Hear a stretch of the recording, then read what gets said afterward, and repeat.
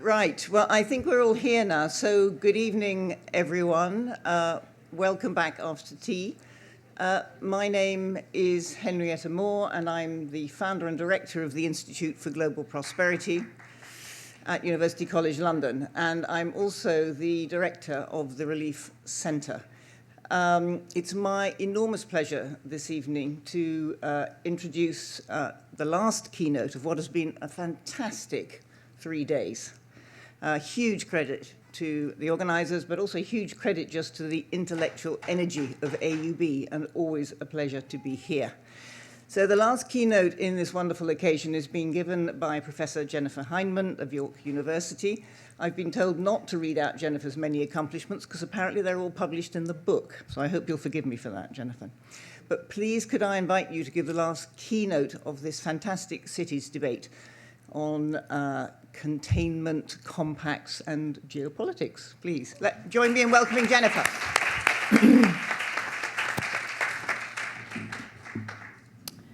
Thank you so much. I'm honored to be here, although it is an unenviable spot to be between you and your dinner and that view on the 6th floor. So let me say first a big thank you. Everyone has been saying thank you, but wow, 3 spectacular days. Thank you, Hoeda, Abir. If I mention one of the students, then I'll forget another. So thank you to everyone from being met at the airport to having my PowerPoint put up. There we go, with this super fabulous AV support and all. So the hospitality has been amazing. It's both a privilege and a pleasure to give this talk. And I'm going to walk around a bit so people don't fall asleep. But let me just start with why this slide. This is a slide of Ifo refugee camp in northeast Kenya before it was occupied in 1992. And it's close to my heart. I did my PhD research there, and of course that camp still remains to this day. And one thing that prompted this talk, Hoeda asked me to talk about extended exile and protracted displacement. And how is it that a camp, which is only ever supposed to be a temporary stopgap measure, how is it that it's here 25 years later, or as we saw today, 50 years later?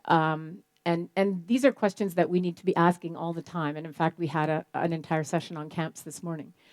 So that is the reason behind this. But I could throw statistics at you, and I won't. I think many of you know them.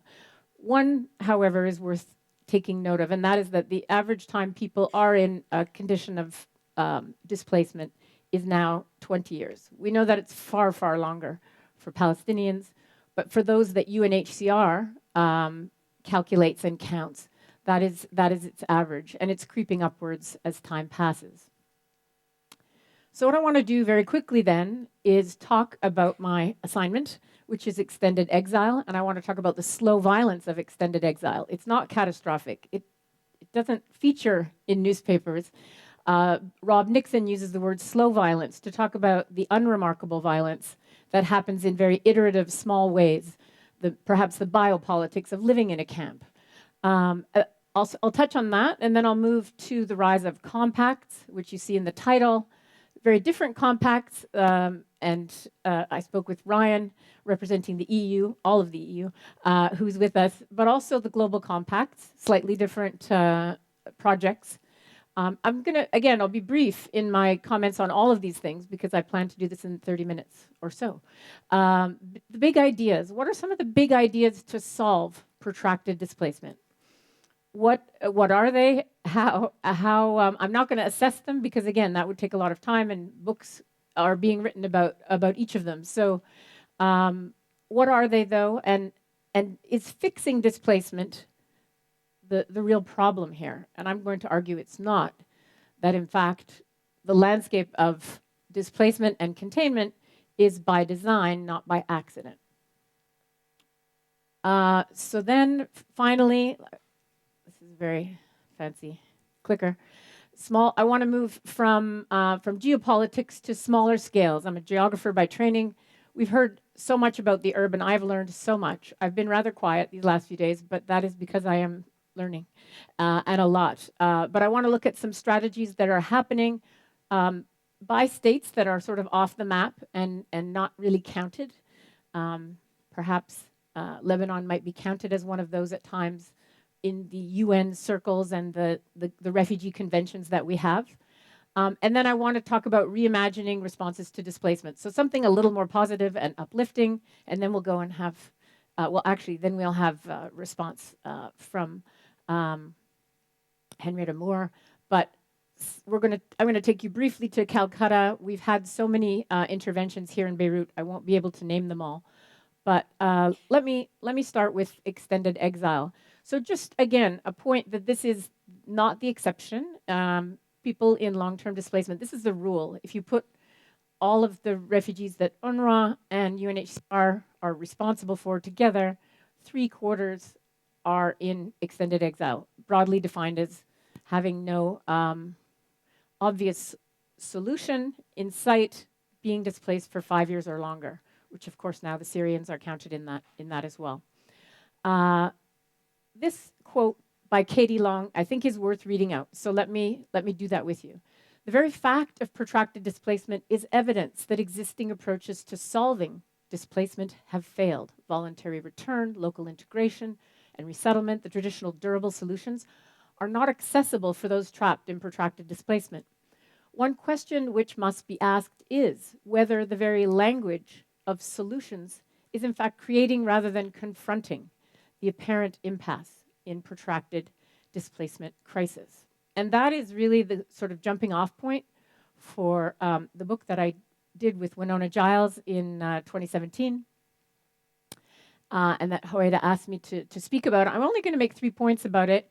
You know how when you've written something, then you're like, oh, that's in the past. It's going to haunt me for the rest of my life. I know that because I don't think protracted displacement is going anywhere. But let me mention that Marlene Beck is the Belgian artist whose painting is featured on the front here.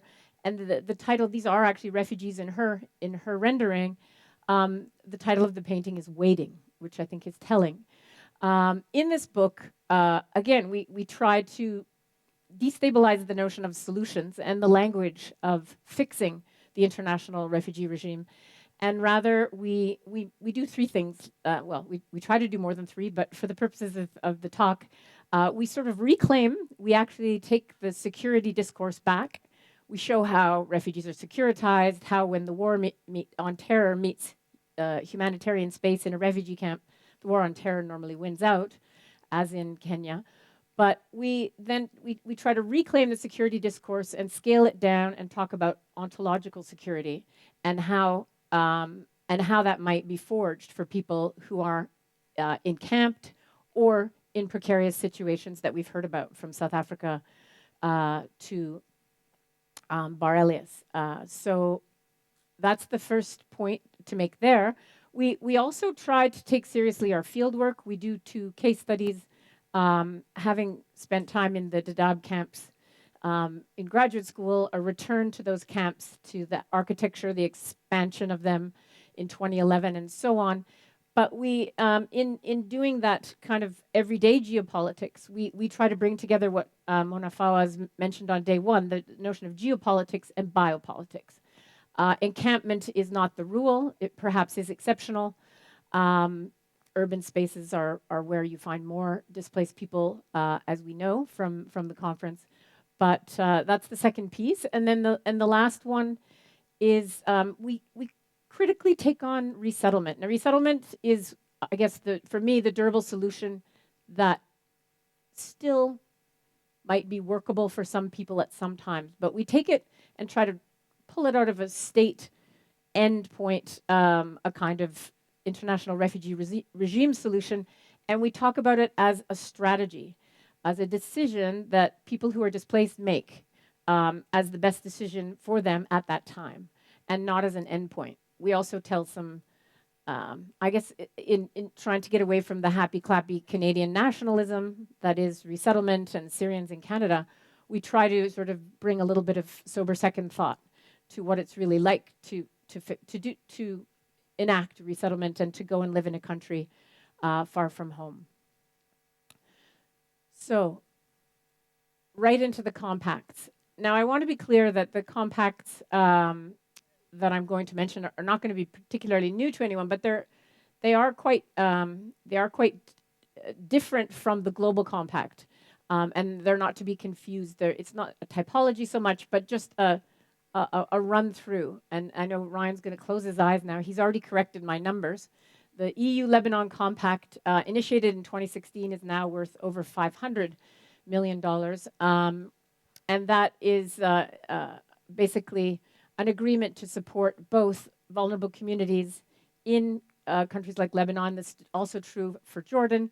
The 2.1 billion for Jordan includes concessionary loans from international financial institutions. And the EU-Turkey deal is perhaps the most infamous or famous. And that is, we're looking at billions of euros. So a lot of money is being given for good works, to put refugees in school, to put kids who might not, who are Jordanian and or otherwise might not be in school. But ultimately, the cash for containment comes from a colleague of mine at CARE Canada, Jesse Thompson, who uses this rather forcefully. And this is the website. I'm not going to dwell on it because I'm not exactly, I don't have the details of what kind of growth and job opportunities are happening here in Lebanon with this money. But again, we can talk to Ryan afterwards. There are 16 agreements that fall under this concept of compact in the EU region. And you know, yes, the stem of migration has slowed, but the question is, what are the implications for countries like Lebanon or Turkey or Libya, for that matter? And I won't be able to get into that, but I do want to. Here's a quick quote from the EU webpage in terms of the partnership. The EU will seek tailor-made partnerships or compacts with key third countries of origin and transit.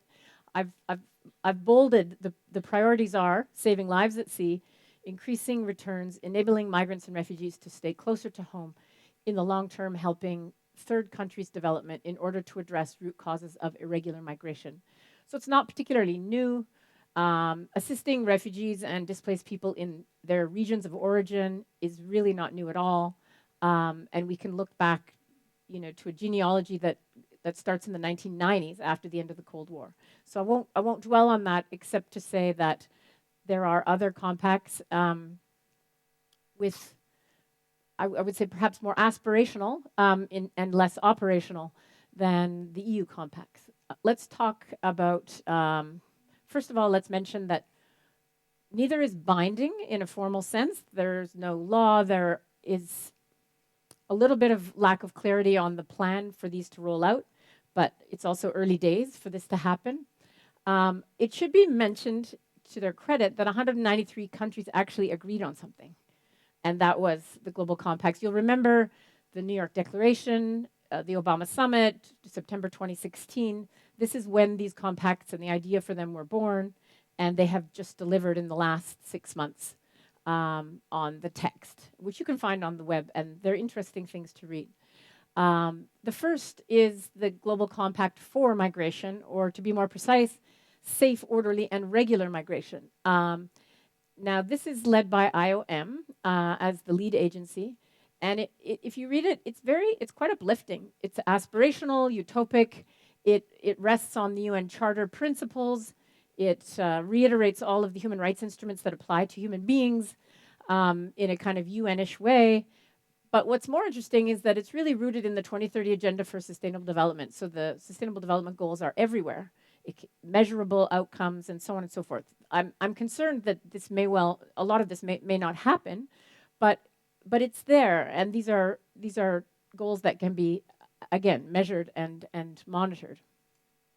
There are 23 objectives. 11 of them relate to things that IOM already does. So I felt there was a slight conflict of interest. This is my own take on my reading of it, but IOM is now part of the UN network and needs to find a way to fund itself. But here are a couple of examples that I think are laudable and useful. Enhance availability and flexibility of pathways for regular migration, empower migrants and societies to realize full inclusion and social cohesion, eliminate all forms of discrimination, and promote evidence-based public discourse to shape perceptions of migration. Really hard to argue against those things. if we move to the Global Compact on Refugees, here are the objectives. And there are four. The only one that's not in yellow is basically relates to things like resettlement, private sponsorship, education as a protection strategy, and other things like that. But easing pressure on host countries, number one. Supporting conditions in countries of origin for return and safety. Enhance refugee self-reliance, number two. And support conditions in countries of origin for return in safety and dignity. So there is an emphasis, I would say, on keeping people where they are, and I think that is quite clear. And I'll say a little bit more about that in a moment. I'm happy to be challenged on this and take questions at the end. The Global Compact on Refugees is convention-centric. It really focuses and uses the 1951 Convention, its 1967 Protocol, as a kind of geographic framework. And for example, you have the CRRF. We do not need to know that it's the comprehensive refugee response framework, but 13 kind of case studies. And this is to show how the Global Compact might roll out. So all of these are in Sub-Saharan Africa and in Central and South America. What is interesting but really unfortunate and problematic in my view is that Lebanon, Jordan, Turkey, and most of South Asia and Southeast Asia are missing. And as it turns out, South Asia and Southeast Asia do a lot of the heavy lifting. And let's be clear, Lebanon per person does more than anyone in the world, so as a country. So these are huge gaps in the Global Compact. As Ranabir Samadar out of Calcutta has asked, perhaps rhetorically, was there any post-colonial voice in this cacophony of anguished statements for humanitarian protection of the victims of forced migration? And I think he sort of answers his own question. So I want to move now to this very quickly to the idea of legal Orientalism. And here I'm drawing on work that Martin Jones at the University of York is doing in relation to, I'm going to stand near the people with cameras, then they won't take my picture. In relation to where is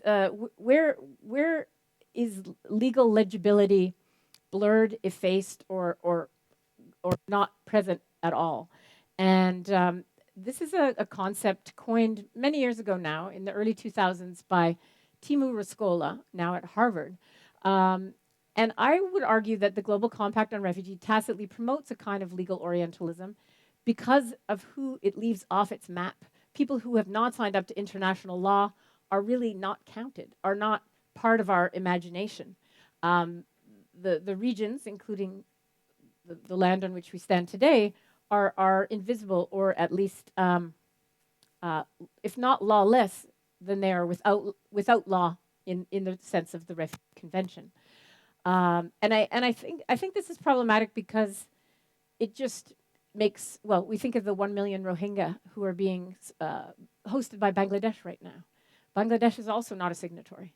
Neither is Malaysia. In Malaysia, like Lebanon, you have people who work in many respects in construction and have done for a long time, but it is also a protection strategy. It's a place that they can work under the radar. Malaysia's okay with it, but none of these countries are on the radar of the Global Compact.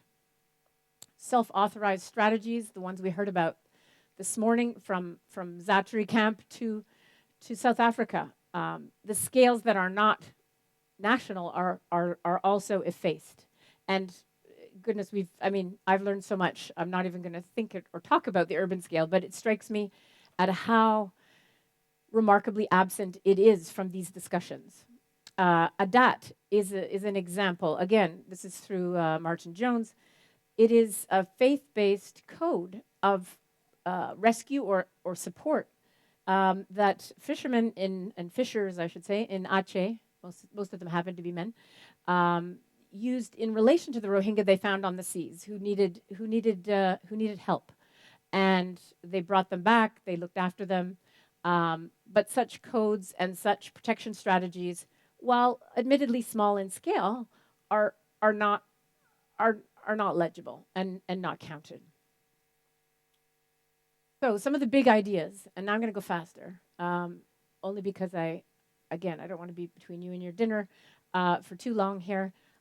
It is perhaps overstating it to say that this is the handbook for the Global Compact on Refugees, but in some respects, I think it is. Some of you may know it. It's a book by these two authors from Oxford.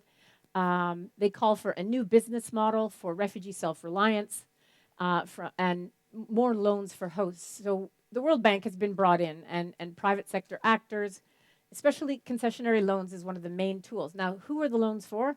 They're for the host countries. And I keep thinking, why would a host country want to take out a loan to support refugees, which it's already supporting? But in any case, the logic is apparently new and exciting. One thing that's fascinating about this book, I bought it under a different name. It was called Refuge, and then that green subtitle was the one I bought it under, Transforming a Broken Refugee System. So now it's got another title. Our library must have thought it was a different book because we have 2 copies of it. But I mean, the main point here, and a point that Diane brought up earlier this week, was the notion of responsibility sharing. All throughout the Global Compact, the New York Declaration, responsibility sharing. We have to share this.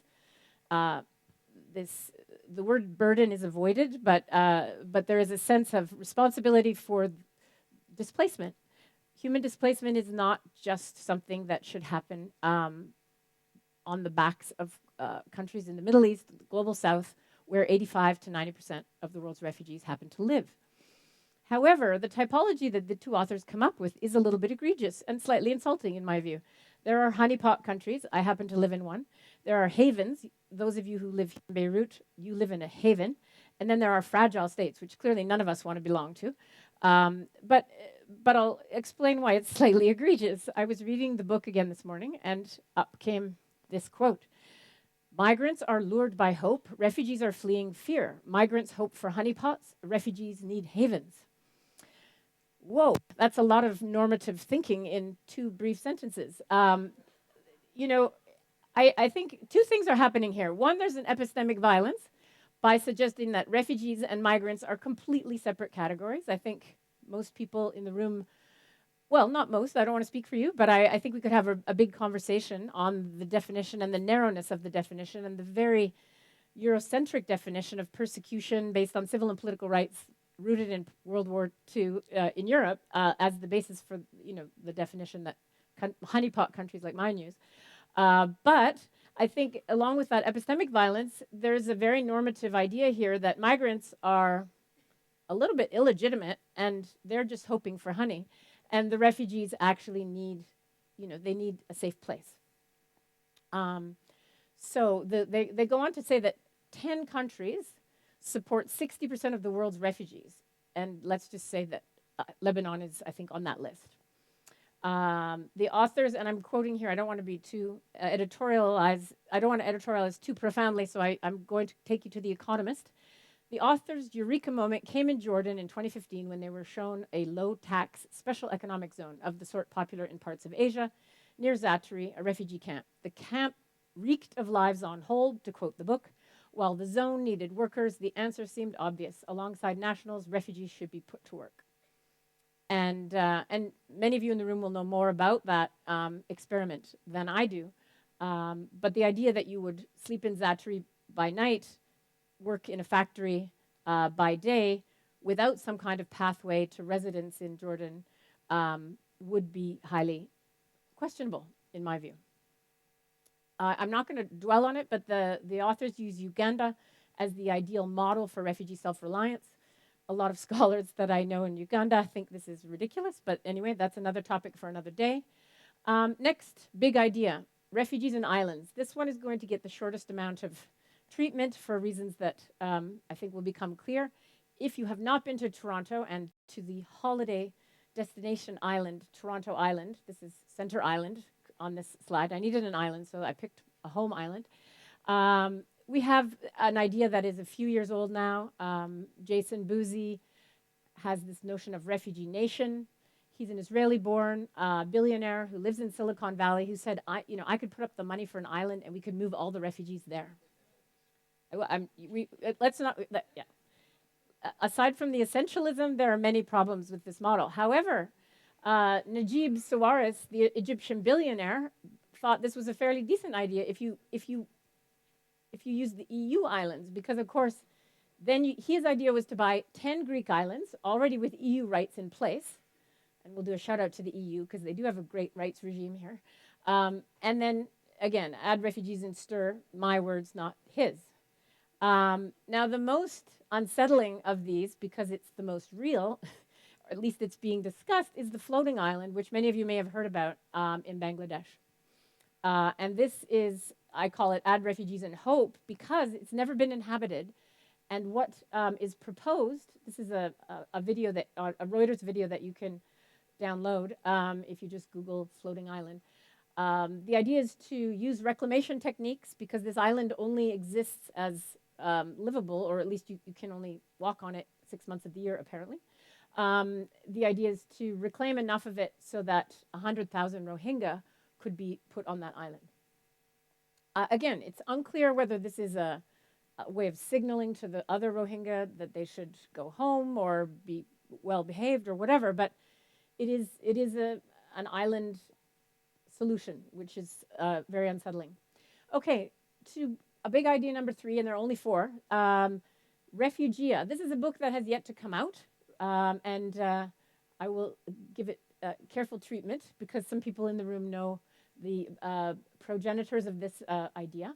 Robin Cohen and Nick Van Heer propose a transnational polity of individual refugium, together called REFUGIA. And I'm basing this on a talk I heard by Nick in the summer, in July, at a meeting of International Association of Studies in Forced Migration. Aside from a number of blogs and kind of informal documents, this is an idea in process, and it certainly is far superior to the one that precedes it. But the idea is that refugees have status to stay in a host state, but they participate in terms of their citizenship in transnational networks. Citizenship is practiced in diaspora and across borders, and Nick mentioned in the summer, possibly like the TGTE. Now that's a very specific acronym, the Transnational Government of Tamil Eelam. So Nick's work with Tamils in the diaspora and on Sri Lanka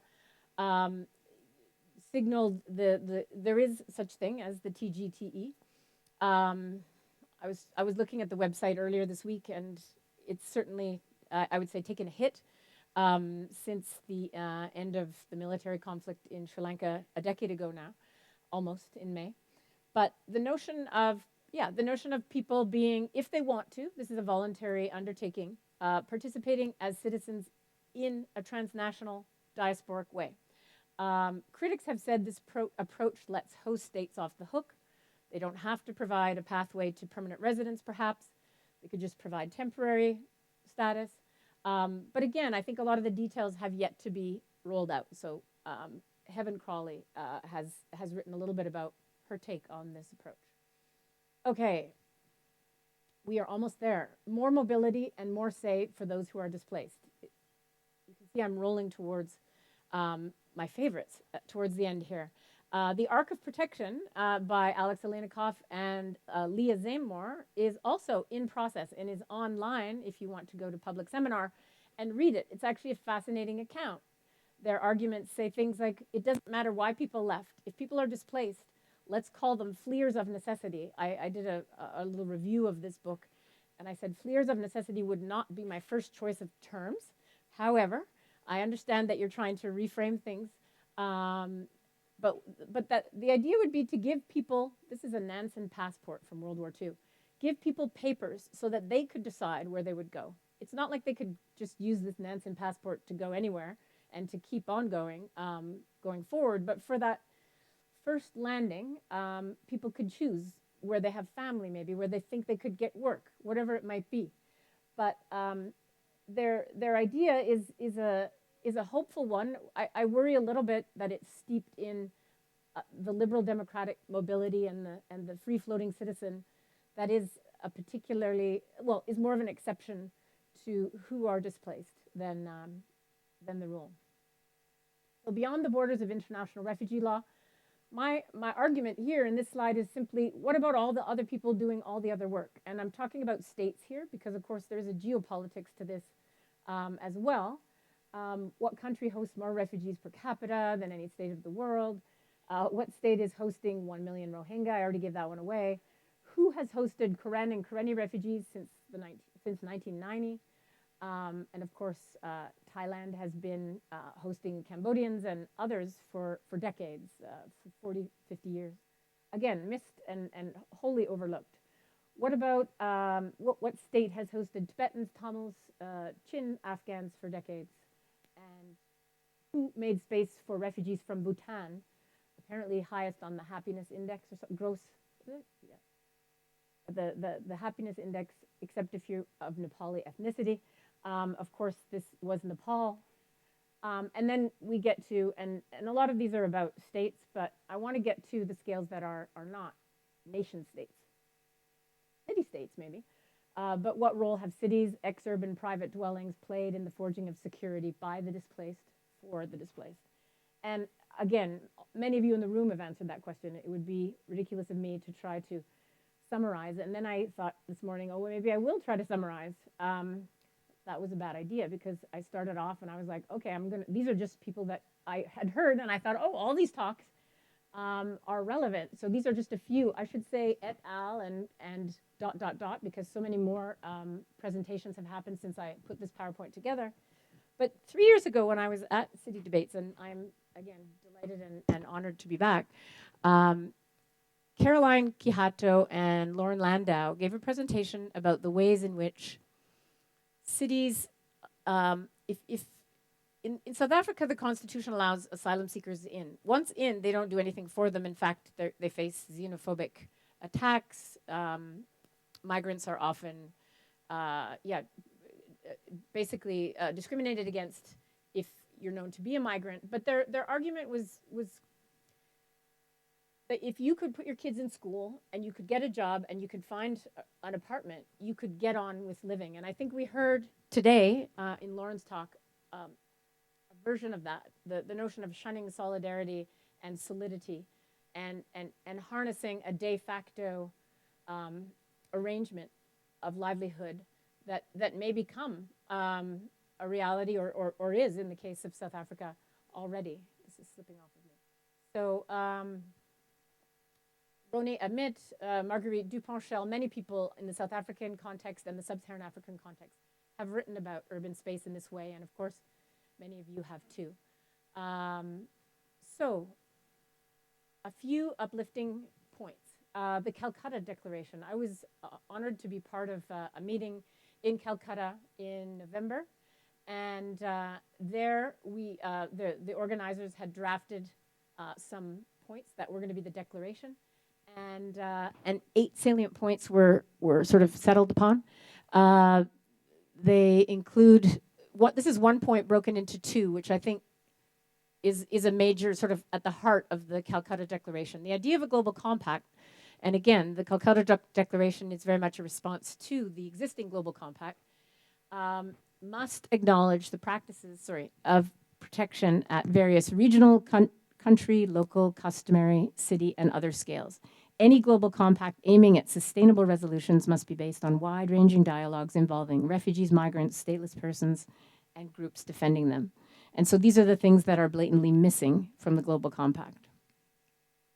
Last June, I convened a small workshop where we talked about how can we render legible small things like educational scholarships for people who are refugees. So they don't even have to, they become international students, essentially. But in Canada, the system is such that people are brought in, they're given permanent residence on arrival, and they get 1 year of support, and then they're eligible for student loans. How great is that? And then they go into the same student debt as everyone else, but at least they have a pathway to citizenship. And the smaller scale strategies, adapt, and so on. So this was just an outcome of the workshop. But if you go to humanemobility.net, you'll find a manifesto, and I'll entreat and invite anyone who's interested to join. It's rather low tech, and you have to send your name to a Gmail account. But anyway, the main point is that the this is one of the bit of the text. This is all I'll read, and then I'll wrap up. The current crisis reflects not the fact that people are moving, but rather the deep inequalities and violence at the root of mobility, as well as the militarized, racist, xenophobic, and exclusionary responses to this displacement. The people in places most affected by human mobility, people who are on the move, and the people in communities with whom they interact should be central to all decision-making processes. This requires a fundamental reordering of current global, regional, and national migration, governance, norms, structures, and practices. That's a run-on sentence that I wouldn't like to take ownership of, but I have to, along with those who are crafting it. Guiding principles, human dignity, self-determination, self-representation. Again, hard to argue against, but here, the self-determination, I think, can be scaled up again. Yes, self-determination for those who are displaced, but what about the countries who are the havens, who are doing the heavy lifting? There needs to be say, and of course there is, but how much is another question. The geopolitics of being a haven are very fraught at the moment. The notion that you would borrow more money to support refugees by getting a big new World Bank loan at a better price than usual, but nonetheless a loan, is highly problematic. And actually, it's Leah Zamor who wrote last year. She's based at the Zolberg Institute in New York. She said, there should be debt relief or debt forgiveness or both, or maybe other kinds of aid, and there are, and Ryan was telling me about them at the break. So just to get back to the urban lab, which I've been introduced to here at AUB, from what I'm seeing, and this is again, do not change your PowerPoint at 5 in the morning. Very bad idea. This was what came out of it. But I see a site of engagement with the processes, politics, policies, and governance emerging from war. Members of I called it the Beirut Urban Lab, but it should be the AUB Urban Lab, show how people who are displaced transform urban space as city makers, of course. And again, I'm trying to summarize in a space, a very small space, some of the things I've heard over the last 3 days. Sometimes, one refugee group displaces another, and they still manage to share a solidarity. We heard about rental markets, and we heard about all manner of prospects for people renting if they have UNHCR registration and if they don't. The creation of new housing arrangements. This is, I've been it was mind-boggling for me to take in all the things that were happening again, from Bar Elias to the plans we saw this afternoon in Syria of how much informal housing went up, even though it might not be in the plan. We've heard at this and other debates about the securitization of refugees and the displaced, and how sometimes people are demonized for these impacts, but for other reasons as well. So again, the last slide, from global concern to local action and back again, how can we maybe scale this up? And I'm just going to provoke you with, this is my last slide, I promise. We need to reject the haven architecture of containment. I won't say any more than that. Renew respect for national, municipal, and non-governmental actors, especially those who are completely illegible. There's some good stuff in the compact, and they need to be read, but it's state-centric, and states are just not the best scale at which to do this kind of work. Refuse the concessionary loans of the EU, not just the EU, of course, the World Bank. Recuperate the finer scales of displacement, activism, and outreach. And this has been such an inspiring conference for the reasons that so many different actors and so much independent research, but also activists, journalists, perspectives have been presented. Rehearse the knowledge of refuge at urban scales. And this is not for all of you in the audience, but it is effaced by global and regional compacts, and we need to bring it in. And it needs to not just be tokenistic. A check for the UN, the Global Compact. Yes, it came to this conference and it consulted with civil society. Check. Too much of that going on. And then resisting any effort by wealthy states to dodge the responsibility sharing they committed to in the New York Declaration. So with that, I will look forward to your questions. Thanks.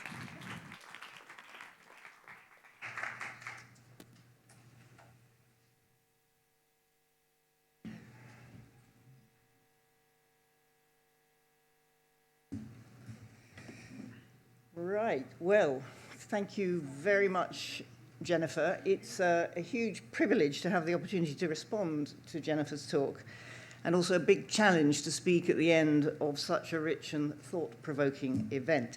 What I really appreciated and admired about Jennifer's talk is it's trying to move us forward, and it's doing so in two very specific ways, both of which I think chime with the many things that have happened in the last 3 days.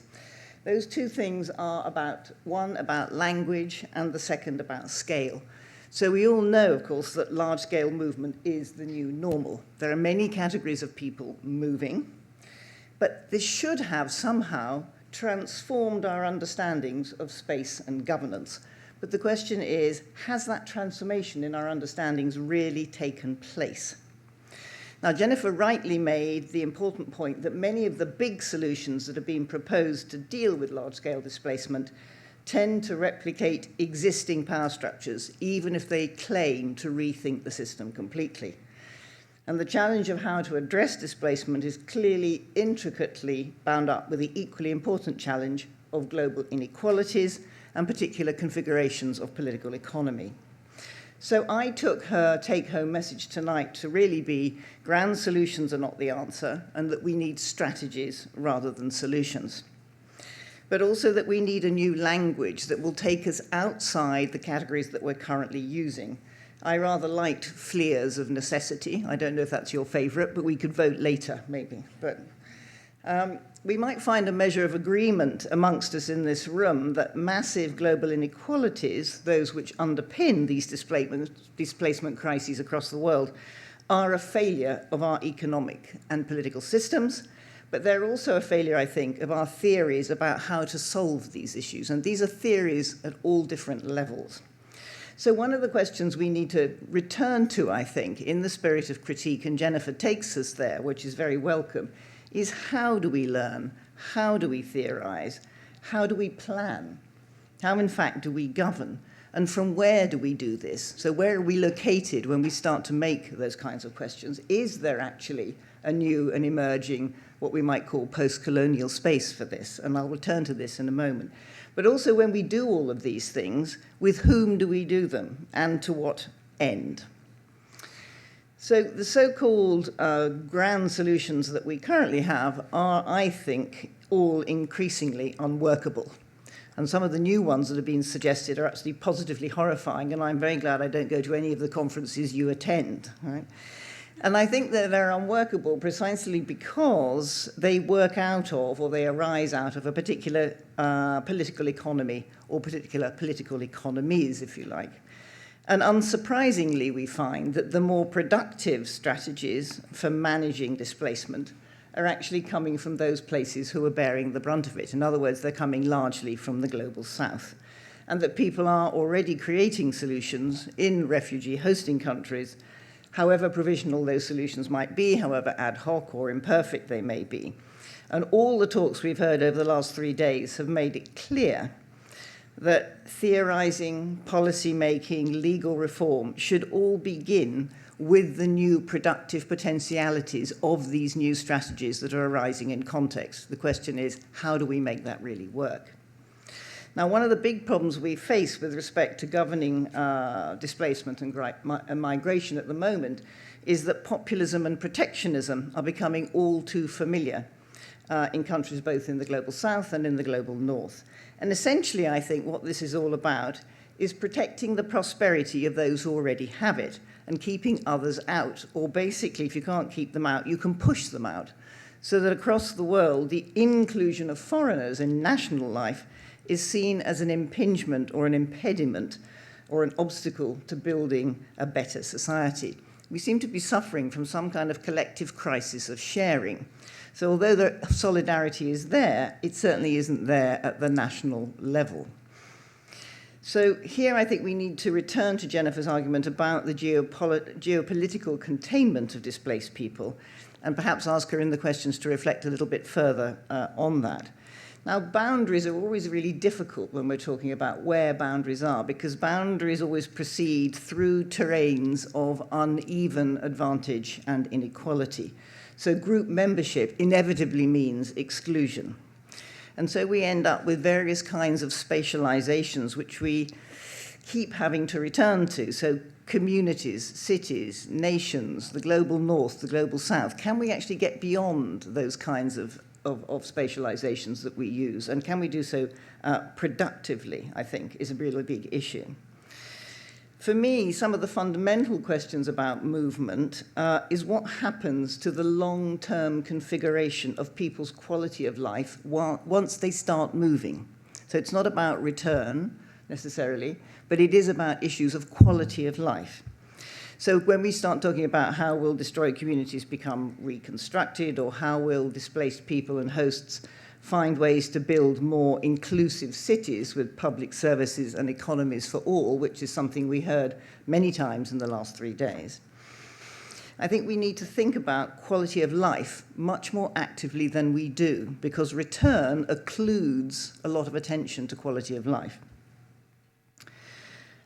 So Jennifer emphasized several points in her talk that displaced people should be involved in these wide-ranging dialogues about their futures, as should the host communities that have been impacted by displacement. And that means that we have to improve quality of life for all residents, in particular locales, regardless of where they come from. And when we talk about improving quality of life, we're talking about how to expand in a long-term way their capacities and capabilities to allow them to respond better to what are going to be ongoing processes of change. And here we do very little, I think, to think about how do we encourage this very effective grassroots responses and through forms of peer-to-peer learning. I think we could do much more of knowledge transfer, knowledge exchange, for a kind of sustainable prosperity within a world on the move. So that it is clear there's enormous value in developing responses to challenges by mobilizing support for community initiatives, strengthening knowledge networks, enhancing innovation, and perhaps supporting entrepreneurial capacities, just not in the way that Betts and Collier describe. Because we do need to attend to how we're improving the quality of the life experience that they actually have. Now, most of us in this room might agree or might want to agree that cities or municipalities have to be at the forefront of any kind of response. Urban displaced populations and the people and the spaces that host them already hold many of the tools. We've heard that, and I've referred to it. So we heard a lot in the last few days about layers of repeated and overlapping displacements, also of how refugees are involved in making the cities that come out of them. So, for example, Camillo, Hawaida, and Joanna talked about how displacement forges new residential areas, new housing typologies, new activities, new forms of governance.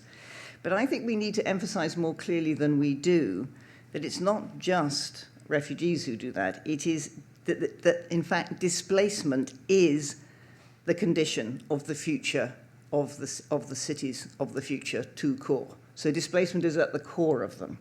And this displacement and containment become intertwined because we can see them in other processes of gentrification, which people have talked about, but also in other forms of securitization in our cities, including gated communities, which are all over the world.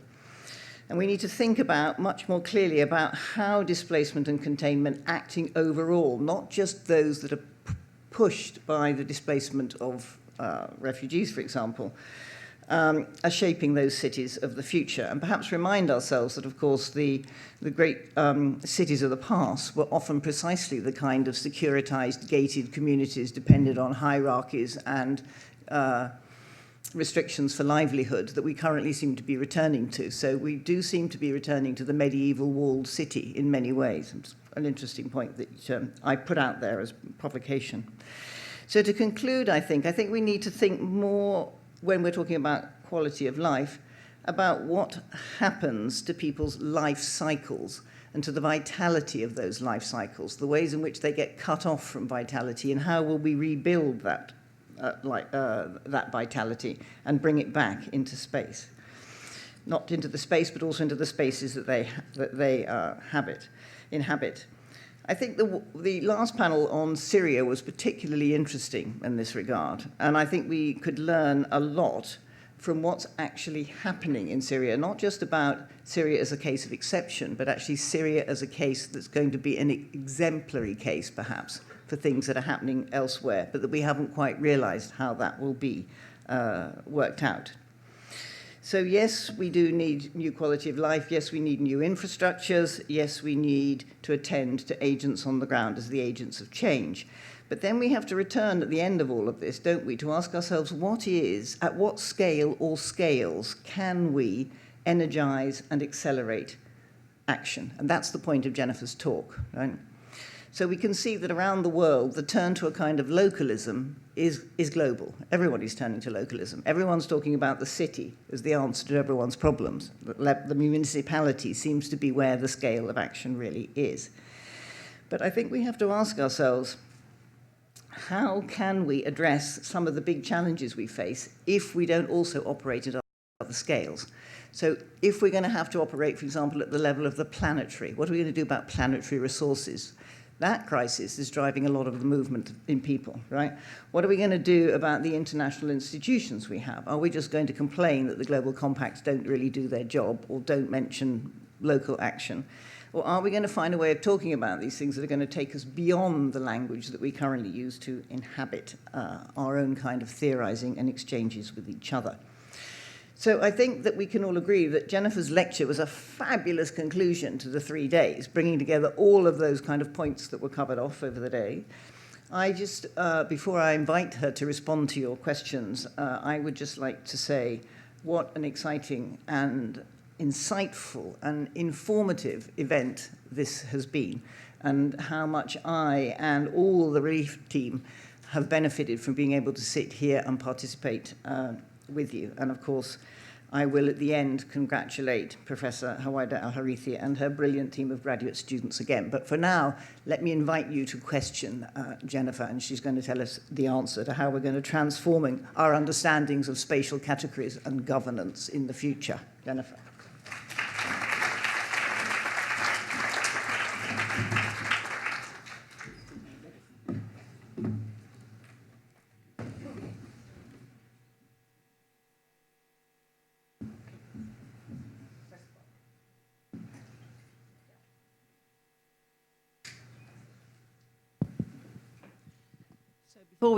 Before we get going, Jennifer, perhaps I could ask you to just respond to me on that point. Where do you think we are getting some traction here, both in terms of new language or new concepts, or in terms of how you think theorizing? Where are the new ideas coming from, and where are they gaining traction? Do you think? Clearly not that dreadful island idea. Well, thank you first of all for those comments. Very thoughtful, and I might be clean out of ideas at this point. I think one thing we need to be fair about with respect to the Global Compact is there is a call for complementary pathways. And that is, if you read the fine print, is, what is already working and how can we scale it up a little bit more, with a vague reference to about 3 things. One is education. If every university in the world sneaks in one scholar and pays for them, this is my new mantra with the undergraduates, because they're all like, oh, this is gloomy. And some schools have been able to do this, and I heard a great story about Exeter was able to bring in 3 or 4 students. Anyway, there are good news stories. So it may be a bit of a Trojan horse approach. Just increase your international students and give them pathways to residence if you can. But there are others that we need. One that gets a lot of attention, and I'm actually doing field work right now, is the private sponsorship program, which is a bit fraught too, but what that is groups of 5 citizens in Canada get together. They put the money down for 1 year to support a refugee person or family or unit, all kinds of different household shapes. And they also provide the support for that family, unit, or person for a year. And I'm asking questions that are quite broad, like why are people doing this? And why is it working in Canada right now, but not the US? The US is so far away from that model. And yet, there are, lots of examples of volunteers and faith groups and so on doing this kind of work.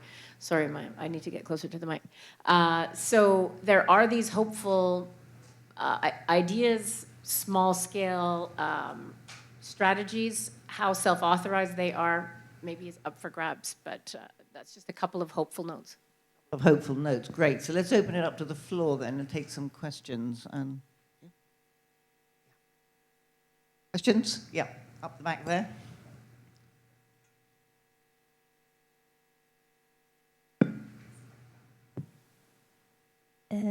So regarding these new ideas, I will just play the Italian here, and I wanted to ask the audience if anybody heard of the Riace case.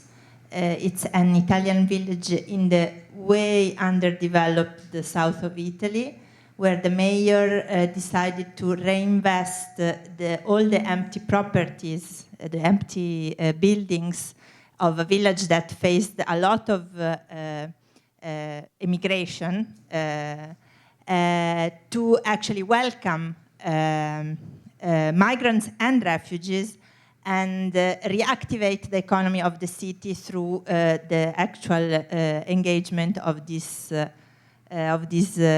newcomers. And I don't know how, the sad thing, or I try to be ironic, but I really cannot, is that he was arrested by the Italian government for contravening the laws by organizing fake marriages between the newcomers and the so-called citizens.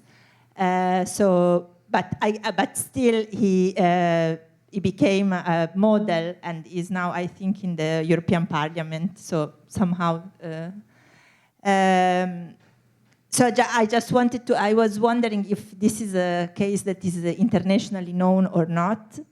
And the other thing is that this sort of micro-scale organizing of families to host is also working in Italy, and especially in my city, there are basically whoever, if you have an extra room, you can always offer it for a cohabitation or co-living with refugees.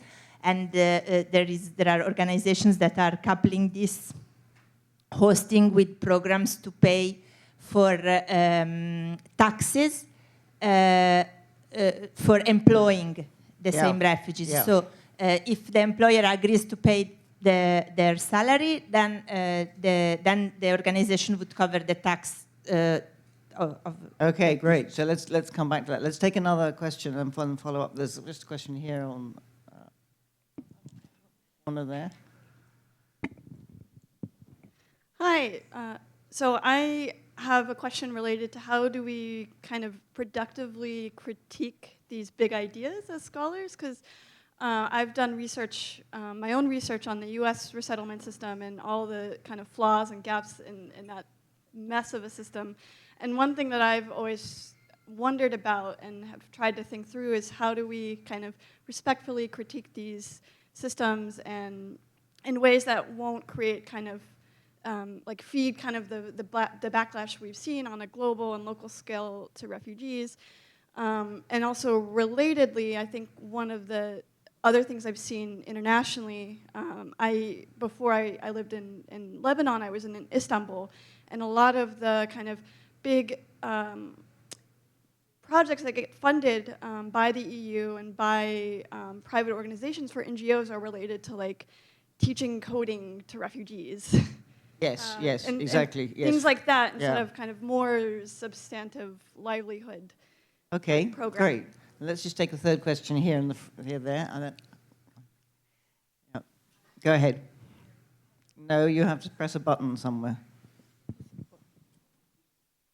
Hi, thank you for your talk. I thought it was very fascinating. I was wondering, I thought it was interesting when you were talking about the categories between migrants and refugees, and I know that there has in the past been certain sensitivities about calling refugees migrants, and I'm wondering where that debate is now, whether you think sort of the lines are becoming a little bit more indistinguishable between migrants and refugees, given what's happening on the border between Mexico and the US, and sort of just commenting on where we're at in that debate. Great. Let's take those three as a starter, Jennifer, if you wouldn't mind.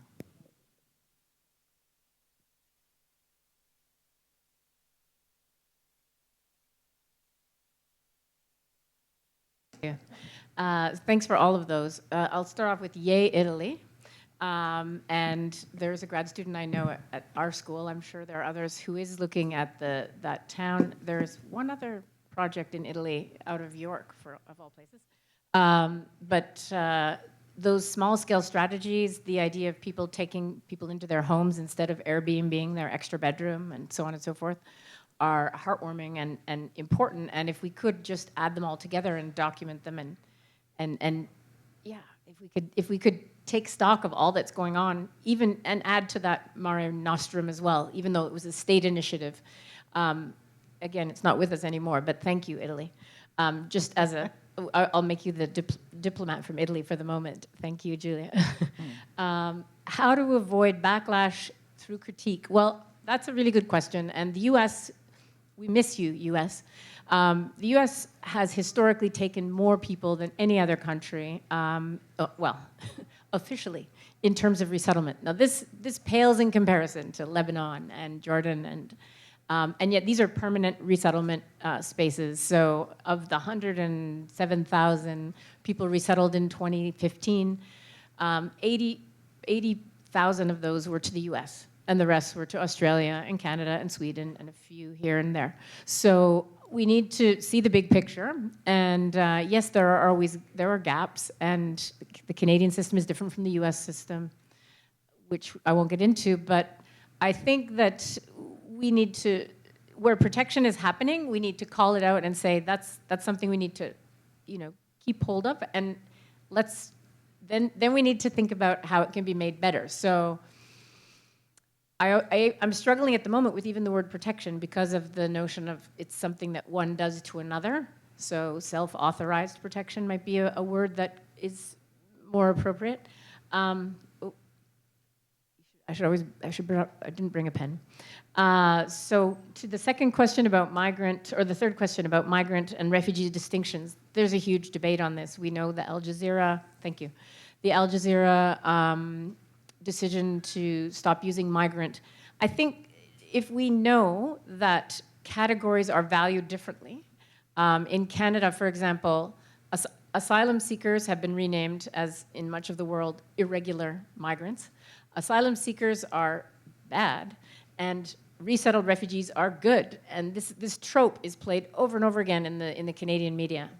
The former immigration minister said, wait your turn, wait in the queue to be selected for resettlement. Well, we know that less than 1% of people in the world, less than half of 1% of people in the world now are getting any chance at resettlement. So there's no queue, and there's going to be a very long wait. But this valuing has to be, that's where critique is very important. It's like both groups are legitimate. In fact, asylum seekers under international law in Canada are the ones who actually have the right to come in and make a claim, whereas there is the resettlement project in Canada is completely voluntary and completely ad hoc. As we know, the US has now gone from 80,000 people per year down to about 20, and word has it that it could be even less this year. Others of you in the room will know that, so I'll stop there. I've got one. Yes, here. Thank you. Here, and then here, yeah? Thank you both for some really great synthetic remarks that pull things together in this conference. They were also somewhat sobering, although I really liked, Jennifer, your attempt to be, laying it, both of you, to think about pathways forward. If I'm hearing you correctly, or at least what stuck in my mind are these two different strategies that you're suggesting. One is building on small-scale projects that are working and trying to scale them up and around and learn from them. And I think that's amazing. We heard many of them here in the conference. The second thing that you were mentioning, again, if I'm hearing it correctly, is about changing the discourse and narrative a little bit. And with respect to that, I want to ask you a little more about your own initiative on mobility, because I want to suggest that that is maybe the narrative that we need to be thinking about. Perhaps a new discussion about mobility justice. So like Henrietta, I'm not opposed to that idea of fleeing for necessity, but the issue of mobility justice is broad enough that we can keep in, for example, the debate on the southern border with Central American migrants. You know, who wants to get into a long, protracted discussion about what category do they come in or not come in? Mobility justice, even in some of the examples we've heard about within Iraq, within Syria, even within Lebanon, do people get stuck in a place? I mean, it parallels the kind of debate about permanence and temporariness. I mean, I just think it has a lot of traction, and since you've already kind of taken that word in your initiative, maybe you could say a little more about where you think it might go. Brilliant. Mobility justice. So just take a question there, and then the gentleman in the sweater in front of you. Go ahead. Thank you very much for that. Absolutely eye-opening, and nice to see somebody else ranting about that book. In such an elegant way and very informed way, thank you. Just a little historical point. The period I deal with mainly doesn't actually have a generic term for migrant. It just wasn't interesting enough to lump everybody who's moving into one category because everybody moved all the time, so it would have been bizarre. But when it does start arising is actually in the early medieval period, very early medieval period, and that becomes associated with vagrancy. And that's to do less about outsiders coming in and more to do with the fact that everybody had to have a reason for where they were. So it was about people being connected into networks, which there were obligations and responsibilities, but not to do with the foreigner or outsider in the same way. So. Yeah, no, that's a really good point, following from what I said about that. So just the gentleman here in front. So I didn't want to speak now, but there's a few things I felt I should respond on, and I'm compelled to, but I will say it's after working hours, so maybe I can take that hat off for a moment and speak a bit more freely. Feel free. Okay. So everyone knows the context of popularism that's rising up in the world, and in Europe in particular. We have a terrible history when populism hits Europe, and you know, if I look at one of my nationalities, which is Sweden, as well as my British nationality, it's very frustrating to see a country that had the right mindset with regard to asylum and has reversed that. And it's reversed that because the other players in the team didn't do their share of it, if you can put it that way. And unfortunately now we're in a situation with leading into European elections where I don't think it's going to get better. And we'll have to see what happens after the elections. In terms of the EU-Lebanon compact, I won't go into details of that. I just want to say that we have to really distinguish quite clearly from what that is, from what the global compact is. I think you said that. But I do want to say that in terms of the figures a little bit there, we have provided 1.6 billion euro in grant aid since the start of this crisis to Lebanon. I say grant aid, not loan aid. And that's before 2016 when you're talking about. Some of that's humanitarian money, but a large share of it is non-humanitarian assistance. Excuse me. So I'm working for the Trust Fund for the Syrian crisis, and I work with Lebanon. Specifically, I have colleagues in the other countries. But the types of programs we have are very wide-ranging, and they are meant to do a number of things.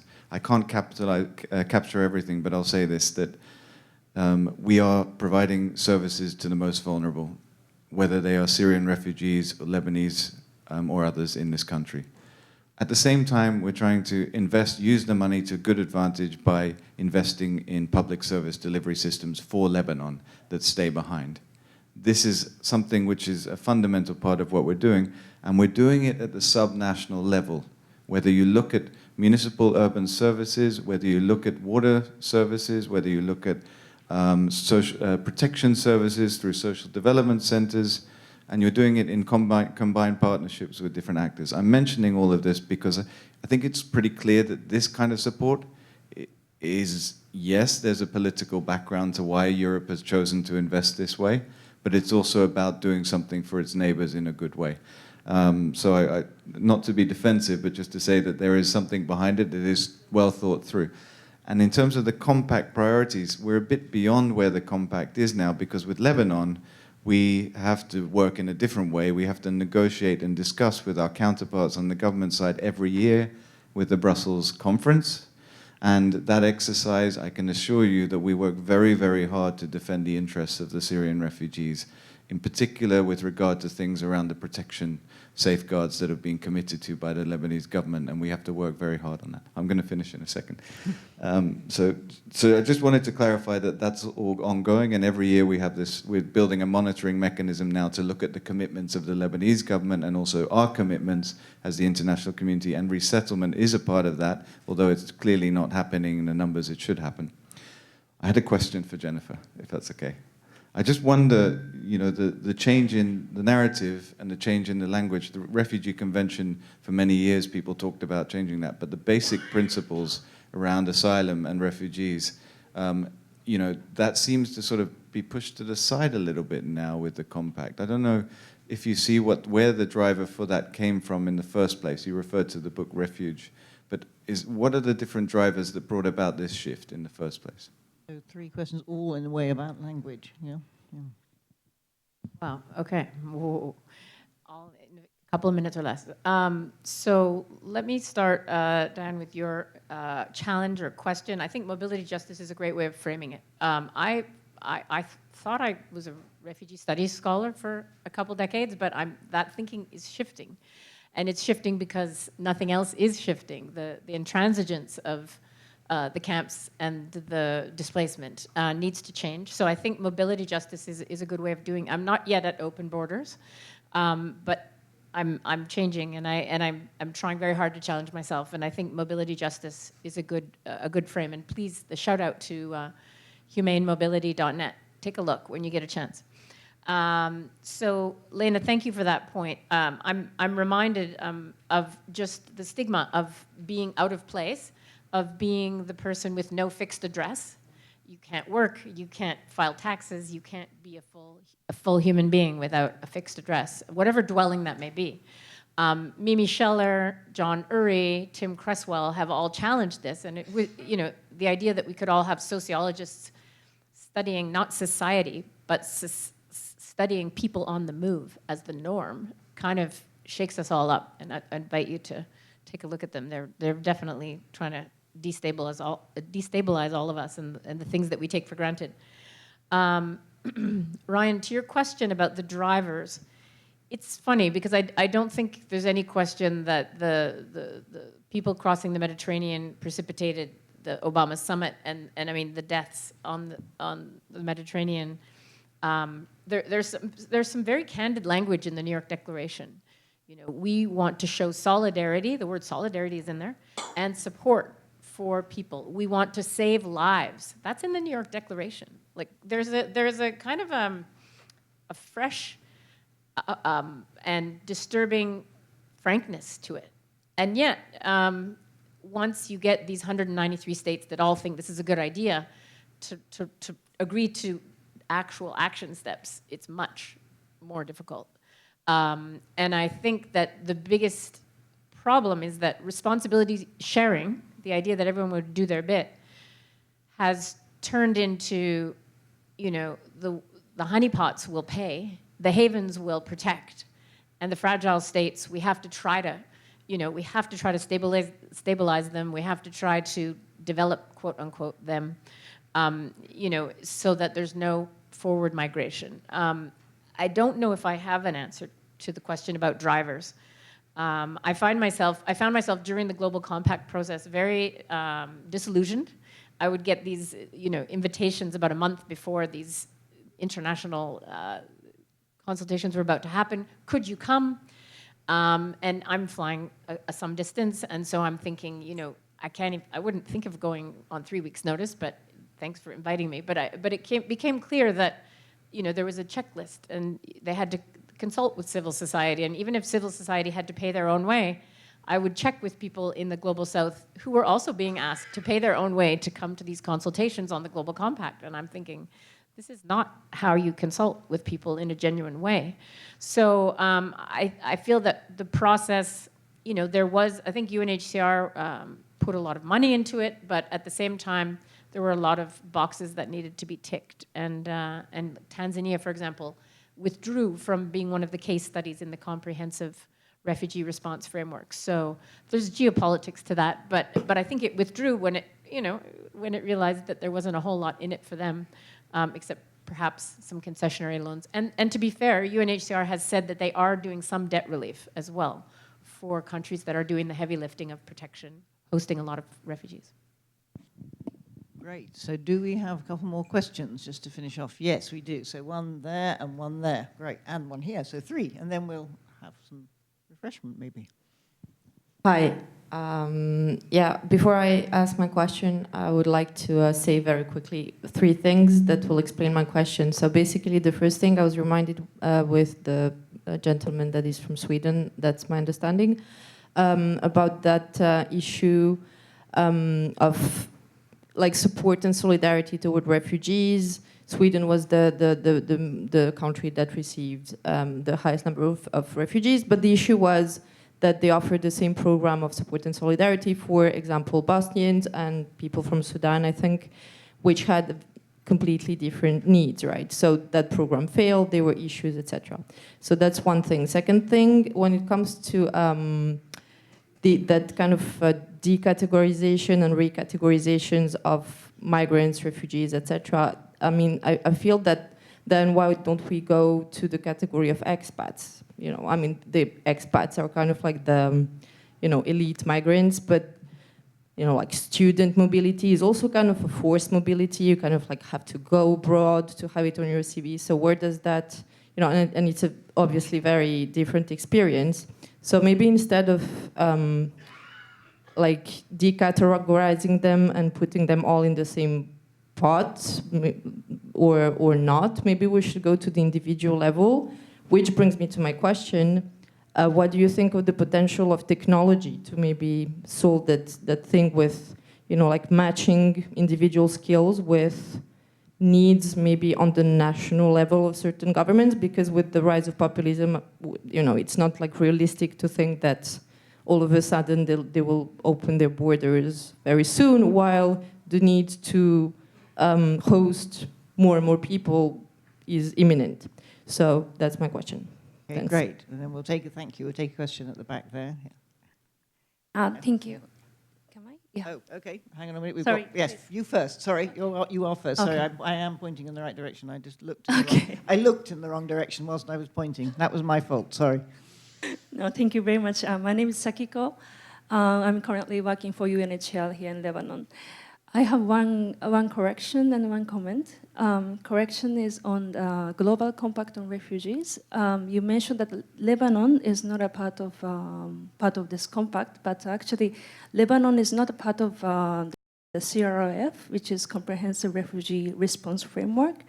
Lebanon is not a pilot, one of the pilot projects, but of course, as a Global Compact of Refugees, this is global, so Lebanon is part of it. And like, for example, the government of Lebanon is already in the process as a member state. And like, for example, I mean, in the public school in Lebanon, there's almost 500,000 refugees there in the public schools. And then I think it's such intervention is, as you mentioned, that this is so much influenced by the policy of the host countries. And for example, like, I'm from Japan. Japan is very strict for the refugee acceptance. For example, 0.2% acceptance rate we have. It's much lower than the other countries like Lebanon. So I understand that your point is to make more like local level intervention is needed more than like global compact. But I think it's both initiative on a global level and community level is needed. Okay, now, so we have actually Mona and then this gentleman here. Okay. Yeah. Okay. Thank you. It's really a quick comment. Thank you so much. This was a great panel. I can't think of a better closure to this. But hearing the questions, something that's been going in my mind for 2 days, I feel like maybe we should raise. And we're talking a lot about displacement and post-war reconstruction, and we're not talking about the war itself and the violence. So once we start putting on the table foreign aid and the role of Europe, I'd love to see comparative tables about how much money goes in Europe from the sales of weapons to various parties, what is the role of the various European states and the United States, of course, and others in these various things, so that then we really have a global picture about global responsibility. Thanks. We just have two more. Shall I take them for you, and then we can round up. So here, and then Allah. Okay. I just wanted to point out a certain irony that the so-called honeypot countries who are most unwilling to accept refugees and immigrants tend to be those with the highest population declines, the greatest aging populations and shrinking workforces, the ones that would actually benefit the most by accepting immigrants. So how can we shift the discourse to make this idea more palatable to them? Thank you. Allah, take the last one there. Thank you. I just wanted to add something, and this is really to turn the lens on us as the academy. And there was a question by Henrietta in terms of, how do we learn, how do we theorize, how do we plan, where are we located? So really, I was going to ask you, given the 3 days and everything we've heard, where should the research agenda really be focused? Because it's sometimes refugee studies, migration studies, to me, always seems to be kind of treating the subject as the refugee or the migrant as the subject, rather than the underlying conditions that, like Mona Fawaz just mentioned, really the causes of displacement. Is it the new normal, or is there something about the conditions that create displacement, or just does migration naturally come about and there's always going to be war, there's always going to be displacement, or do we have to really look at maybe how planetary changes, climate change will always precipitate displacement and any of these other things, and therefore where should we focus the limited resources we have and the funding that we have?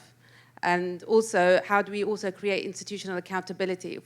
How do we hold this guy from Sweden accountable for all the EU spending, for example? Poor man. No, in the sense of, if it's 2 billion going to Lebanon, there's goodwill around that kind of funding. For example, what happened in Jordan with the compact in Jordan around, actually, why don't we integrate Jordanian workers in the labor market? We create permits, we create 200,000 permits. Oh, wow, great, but only 100,000 have been taken up. Therefore, is there enough research going in to look at institutional accountability, and where should our research agenda really be focused going forward? Okay, great, thank you. So we've given our speaker a really difficult task here with 5 separate questions, so we have to be tolerant, yeah? And I have no minutes left, so this is good.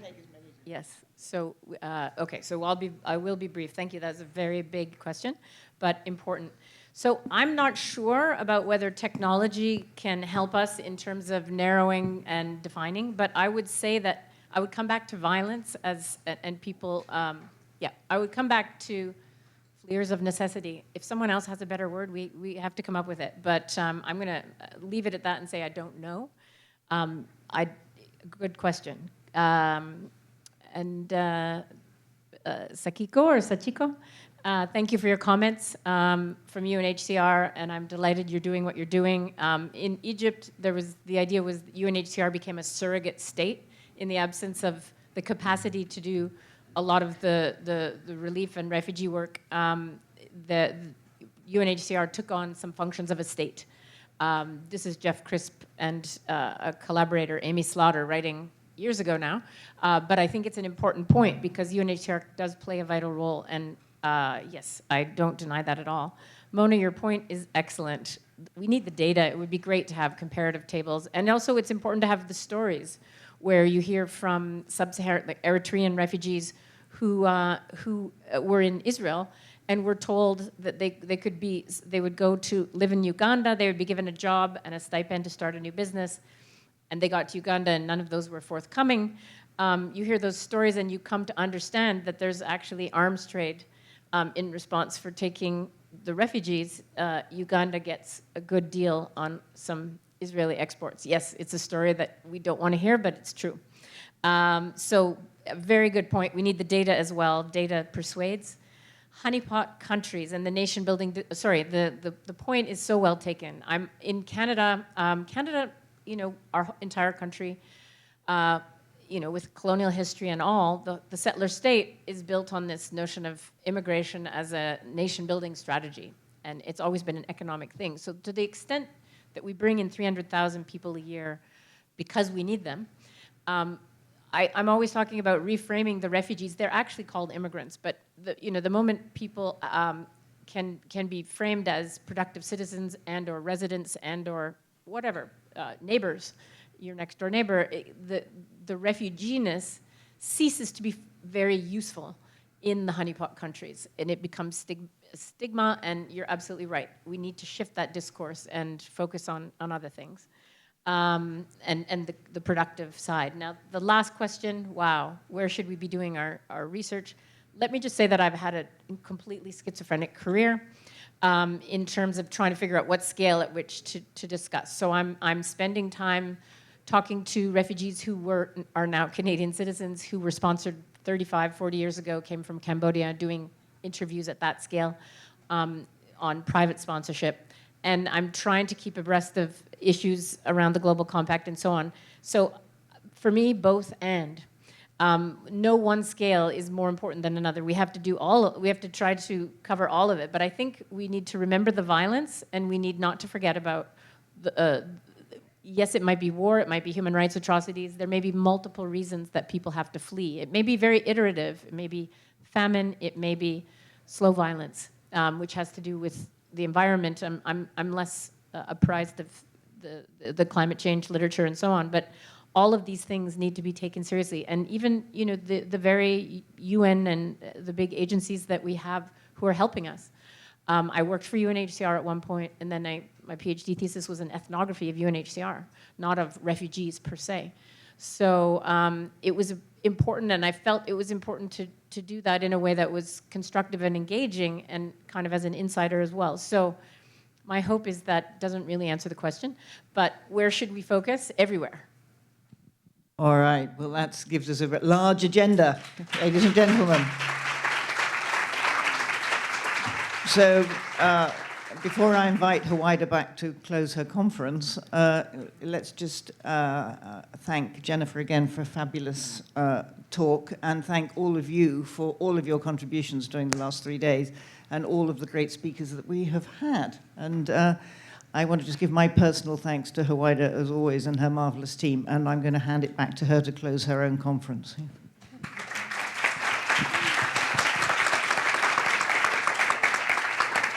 Thank you so much. Thank you, Jennifer and Henrietta, for wonderful closing. I like when we close by generating more questions, because that keeps us all going. I just want to say, I hope by closing tonight, we would have opened many, many channels and many, many conversations to come and many friendships and collaborations. And it's been, for me, really fantastic to get to know more in-depth research about the people we've invited here. And I hope this will continue.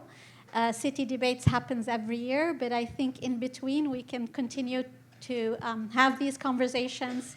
And I hope you've met all my wonderful colleagues in the department and in the graduate program. So please stay in touch. Thank you so much for everyone who attended, everyone who asked a question, everyone who participated, and for keeping us intellectually engaged. Thank you.